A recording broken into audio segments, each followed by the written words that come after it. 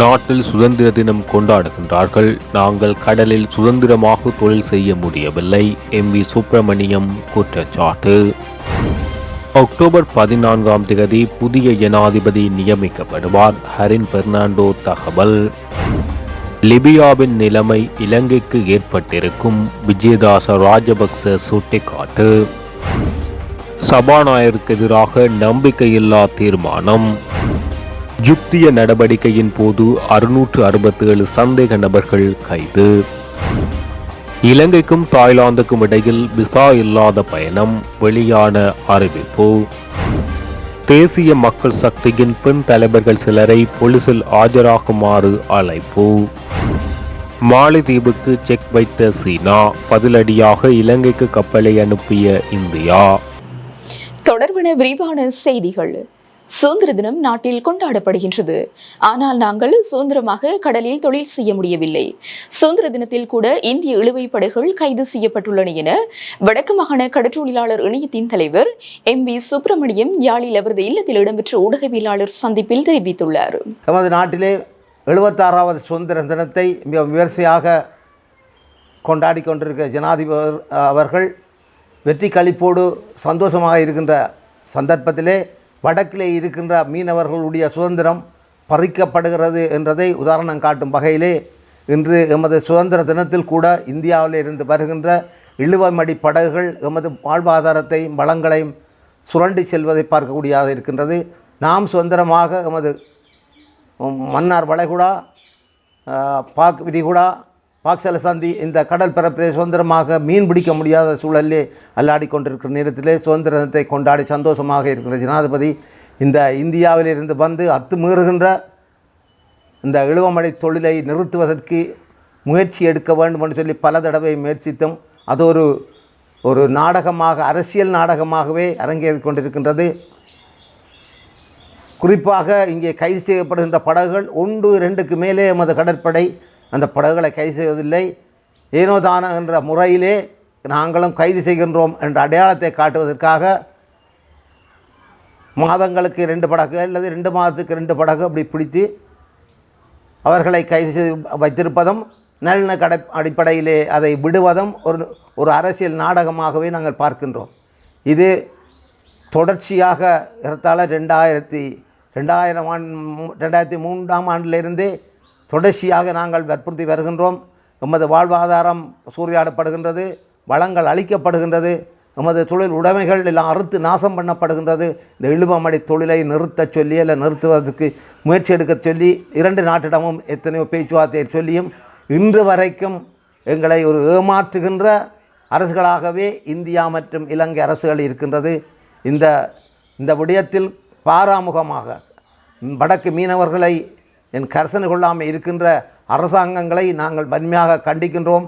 இனிவரும் காலங்களில் இந்த தொடர்ந்து வருகின்ற அத்துமீறி வருகின்ற இந்த இழுவமடி படகுகளை கைது செய்து மீனவர்களையும் தடுத்து வைக்க வேண்டும் என்ற ஒரு கோரிக்கையை இப்பொழுது நான் அரசாங்கத்துக்கு நான் முன்வைக்கின்றேன். அதுவும் அல்லாமல் இந்த மீனவர்களுடைய படகுகள் பிடித்து சில காலத்துக்கு பிறகு அதே மீனவர்கள் திரும்ப வந்து கொண்டிருக்கிறார்கள்.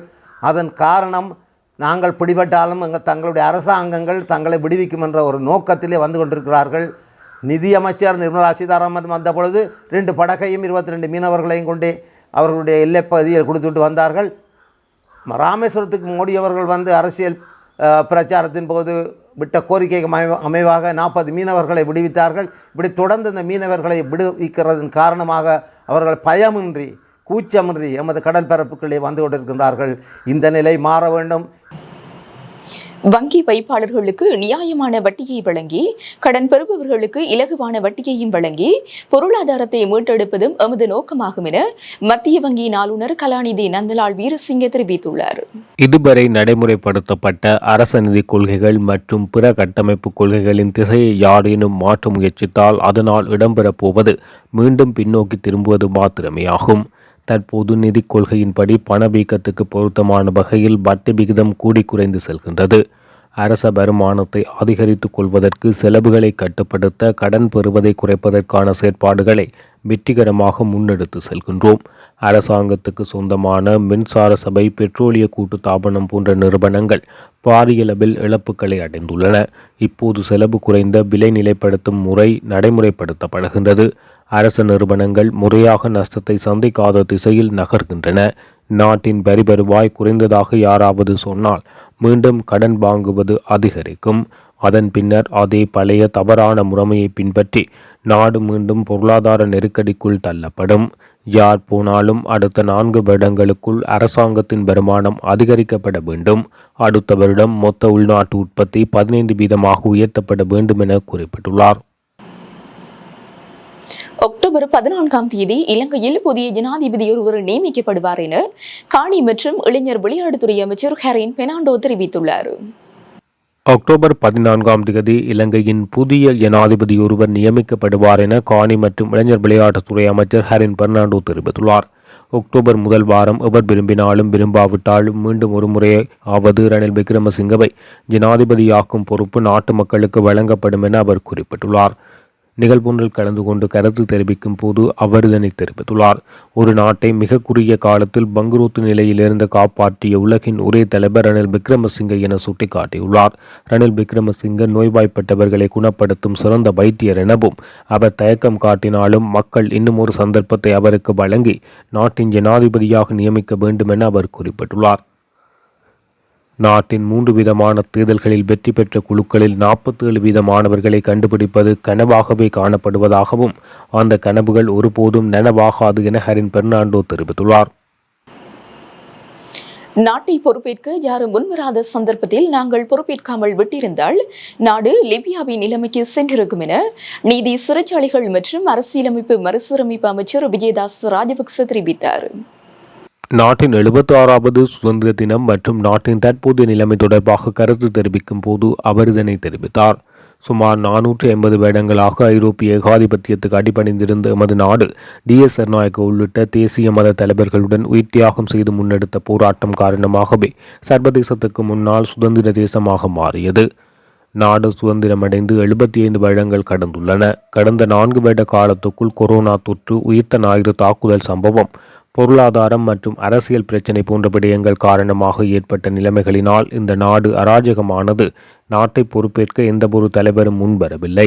நாட்டின் 75வது சுதந்திர தின நிகழ்வு கொண்டாடப்படும் போது இந்த நாடு மிகவும் துரதிர்ஷ்ட நிலையில் இருந்தது. அன்று இந்த நாட்டை பொறுப்பேற்கும் சவாலை யாரும் ஏற்றுக்கொள்ளாத சந்தர்ப்பத்திலேயே தற்போதைய ஜனாதிபதி ரணில் விக்ரமசிங்க உள்ளிட்ட நாங்கள் அராஜகமாகிய நாட்டை பொறுப்பேற்றோம். அன்று நாடு அராஜகமாகிய சந்தர்ப்பத்தில் நாட்டை பொறுப்பேற்றிருக்காமல் விட்டிருந்தால் நாடு லிபியா போன்ற நிலைமைக்கு செல்ல இடம் இருந்தது. தற்போதைய ஜனாதிபதி தலைமையின் கீழ் சுமார் 18 மாதங்களுக்குள் பொருளாதார மேம்பாட்டை நோக்கி இந்த நாட்டை கொண்டு வந்திருக்கின்றோம். 76வது சுதந்திர தினத்துடன் ஆரம்பிக்கும் இந்த வருடத்துக்குள் மக்களின் கஷ்டங்கள் ஒழியக்கூடிய சௌபாக்கியத்தை அடையும் வருடமாக மாறும் என நம்புவதாக தெரிவித்துள்ளார். யாழ்ப்பாணத்தில் பாரிய குற்றங்களை செய்த ஆவா எனும் கப்பம் கொள்ளை கும்பலின் தலைவராக கருதப்படும் நபர் கல்கிசை ஜசோபுர பகுதியில் உள்ள 2 மாடி வீட்டில் வாடகை அடிப்படையில் தங்கியிருந்த நிலையில் கைது செய்யப்பட்டார். இந்த நிலையில் வாடகை அடிப்படையில் வீடு வழங்கினால் அந்த வீட்டை வாடகைக்கு எடுத்து அந்த நபர்கள் என்ன செய்கின்றார்கள் மற்றும் எங்கிருந்து வந்தவர்கள் என்பது குறித்தும் ஆராய்ந்து பார்க்குமாறு போலீசார் கேட்டுக்கொண்டுள்ளனர். அந்த நபர்கள் தொடர்பில் சந்தேகத்துக்கிடமான விடயங்கள் இருப்பின் போலீசாருக்கு அறிவிக்குமாறு பொதுமக்கள் கேட்டுக்கொள்ளப்பட்டுள்ளனர். 25 வயதான பிரபாகரன் கௌசிகன் நேற்று காலை ஜசோபுர பகுதியில் உள்ள 2 மாடி வீடொன்றில் தங்கியிருந்த போது ஊழல் தடுப்பு பிரிவின் அதிகாரிகளினால் கைது செய்யப்பட்டுள்ளார். அவர் பிரபா என்ற புனைப்பெயரால் அழைக்கப்படுகிறார். மேலும் ஆபா கும்பலில் அவர் கொயின்சி தம்பா என அழைக்கப்படுகின்றார். சந்தேக நபருக்கு யாழ்ப்பாணம் நீதவான் நீதிமன்றத்திலும் வல்லாகம் நீதவான் நீதிமன்றத்திலும் தலா 2 திறந்த பிடியாணைகள் பிறப்பிக்கப்பட்டுள்ளன. சந்தேக நபர் ஐஸ் போதைப் பொருளுக்கு அடிமையானவர் என்பதுடன் கைது செய்யப்படும் போது 1 கிராம் 300 மில்லிகிராம் ஐஸ் போதைப் பொருள், குற்ற கும்பலின் இலட்சணைகள் அடங்கிய துண்டு பிரசுரம் மற்றும் அதே இலட்சணையுடன் கூடிய 100 ரூபாய் நாணயத்தாள் என்பன கண்டுபிடிக்கப்பட்டுள்ளன. கொலை முயற்சி, ஆபத்தான கும்பலுடன் இயங்குதல், வாகனங்களுக்கு சேதம் விளைவித்தல் மற்றும் போலீஸ் அதிகாரிகளின் கடமைகளுக்கு இடையூறு விளைவித்தல் ஆகிய வழக்குகள் தெல்லிப்பளை, சுன்னாகம், மானிப்பாய், யாழ்ப்பாணம் மற்றும் கிளிநொச்சி போலீஸ் நிலையங்களில் அவருக்கு எதிராக பதிவாகியிருந்தது. இந்த நடவடிக்கைகளை மேற்கொள்வதற்காக அவர் வெளிநாடுகளுடன் தொடர்புகளை பேணி வந்துள்ளதாக தெரிய வந்துள்ளது. இந்த சந்தேக நபர் கடந்த சில மாதங்களுக்கு முன்னர் ஜசூப்ர வீட்டின் ஒரு பகுதியை மாதாந்தம் 25,000 ரூபாவுக்கு பெற்றுக்கொண்டுள்ளார். வெளியில் சென்று குற்ற செயல்களில் ஈடுபட்டதன் பின்னர் மீண்டும் இந்த இடத்துக்கு வந்து தலைமறைவாக இருக்க அவர் திட்டமிட்டுள்ளதாக தெரிய வந்துள்ளது.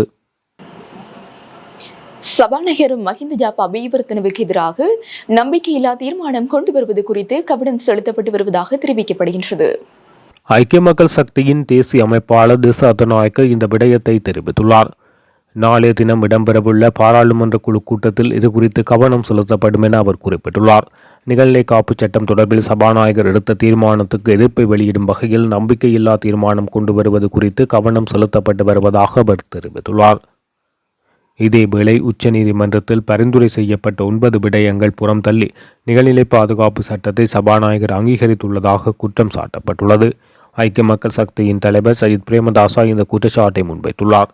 சபாநாயகர் மீது நம்பிக்கை இல்லை எனவும் பாராளுமன்றத்தில் சபாநாயகருக்கு நம்பிக்கை உள்ளதா என பரீட்சிக்க வேண்டும் என சஜித் பிரேமதாசா தெரிவித்துள்ளார். எவ்வாறாயினும் சபாநாயகருக்கு எதிராக நம்பிக்கையில்லா தீர்மானம் கொண்டு வருவது குறித்து கட்சி அதிகாரப்பூர்வமாக தீர்மானிக்கவில்லை என திச அதநாயக்க குறிப்பிட்டுள்ளார். தேசிய மக்கள் சக்தியின் தலைவர் அனுருகுமார திசாநாயக்க உள்ளிட்ட பிரதிநிதிகள் இந்தியாவிற்கு திடீர் விஜயம் மேற்கொள்ள உள்ளனர். பாராளுமன்ற உறுப்பினர் பிஜித ஹேரத், தேசிய மக்கள் சக்தியின் செயலாளர் நிகால் அபேசிங்க மற்றும் நிறைவேற்றுக்குழு உறுப்பினர் அனில் ஜெயந்த் ஆகியோர் அனுருகுமார திசாநாயக்கவுடன் இந்த விஜயத்தில் இணைந்து கொள்ள உள்ளனர். இந்திய அரசாங்கத்தின் அதிகாரப்பூர்வ அழைப்பின் அடிப்படையில் இந்த விஜயம் இடம்பெறுவதாக கூறப்பட்ட போதிலும் என்ன விடயங்கள் இந்த சந்திப்பில் கலந்துரையாடப்பட உள்ளது என்பது பற்றிய விவரங்கள் அறிவிக்கப்படவில்லை. நாடு முழுவதும் முன்னெடுக்கப்படும் யுக்திய நடவடிக்கையின் போது இன்று அதிகாலை 12:30 மணியுடன் நிறைவடைந்த 24 மணித்தியாலங்களில் 667 சந்தேக நபர்கள் கைது செய்யப்பட்டுள்ளனர். போதைப்பொருள் குற்றங்களுடன் தொடர்புடைய 559 சந்தேக நபர்களும் போலீசாரினால் தேடப்பட்டு வரும் பட்டியலில் இருந்த 107 சந்தேக நபர்களும் இதன்போது கைதானதாக போலீசார் தெரிவித்தனர். கைதான 559 சந்தேக நபர்களில் போதைப் பொருளுக்கு அடிமையான 3 சந்தேக நபர்கள் புனர்வாழ்வு நிலையத்துக்கு அனுப்பி வைக்கப்பட்டுள்ளனர். இந்த நடவடிக்கையின் போது 191 கிராம் ஹெரோயின், 103 கிராம் ஐஸ் போதைப் பொருள், 2 கிலோ 300 கிராம் கஞ்சா என்பன போலீசாரால் கைப்பற்றப்பட்டுள்ளன. இரு நாடுகளுக்கும் இடையிலான பொருளாதார தொடர்புகளை வலுப்படுத்தும் நோக்கில் இலங்கையும் தாய்லாந்தும் விசா இல்லாத பயணத்தை பரிசீலித்து வருவதாக தெரிவிக்கப்படுகின்றது. தென்கிழக்கு ஆசிய நாடுகளுடன் சுதந்திர வர்த்தகத்தில் கையெழுத்திட்டதன் பின்னர் ஜனாதிபதி ரணில் விக்ரமசிங்க இதனை தெரிவித்துள்ளார். பரஸ்பர அடிப்படையில் இலவச விசா பயண ஏற்பாட்டுக்கான உடன்படிக்கையை மேற்கொள்வது குறித்து பரிசீலிக்க தாம் இருவரும் ஒப்புக்கொண்டதாக ஜனாதிபதி தெரிவித்துள்ளார். தென்கிழக்கு ஆசிய நாடுகளின் சங்கத்தின் முக்கிய அங்கத்துவ நாடான சிங்கப்பூருடன் ஏற்கனவே இலங்கை தடையற்ற வர்த்தக ஒப்பந்தம் கையெழுத்திடுவதற்கு முன்பு இருந்தே இரு நாடுகளுக்கும் விசா இல்லாத இலவச பயணம் இருந்தது. உறுப்பு நாடுகளில் உள்ள பெரும்பாலான விமான நிலையங்களில் ஆசியான் கடவுச்சீட்டை வைத்திருப்பவர்கள் விசா இல்லாமல் பயணம் செய்ய முடியும் என்பது குறிப்பிடத்தக்கது.